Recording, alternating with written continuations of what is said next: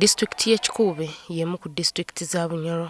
Olw'ekyobugagga ekyazuulibwa mu kitundu ky'e Bunyoro, ensonga z'ettaka zisuza abatuuze baayo ku bunkenke oluvannyuma lw'abagagga okwagala okulyezza bagobaganya abankuseere ku ttaka. Abatuuze mu kitundu kino basinzidde ku mikolo gy'okukuza olunaku lw'abakyala mu disitulikiti y'e Kikuube ne baloopera Ssaabaminisita Nabbanja obubbi bw'ettaka obubasuza nga bakukunadde.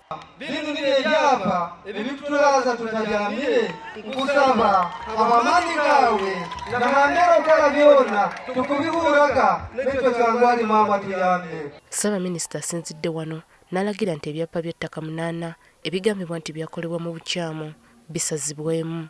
My capacity as Prime Minister. Oh, yes. And I left you because of those titles.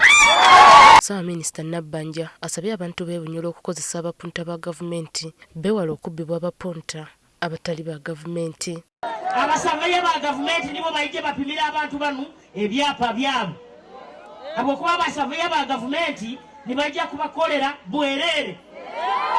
Ono era atadde abamu ku bakulu ku disitulikiti y'e Kikuube ku nninga bannyonnyole ssente z'abavubuka n'abakyala gye baaziteeka. Wano Nabbanja waasinzidde n'alagira RDC akwate abo abaatwala ssente zino nga tebannazizza.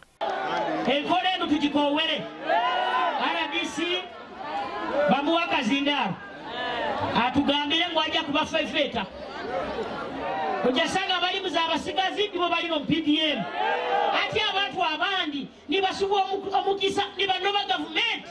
Ssaabaminisita Nabbanja era ategeezezza nga bw'ajja okukwata ababulankanya ssente z'emiruka eza Parish Development Model.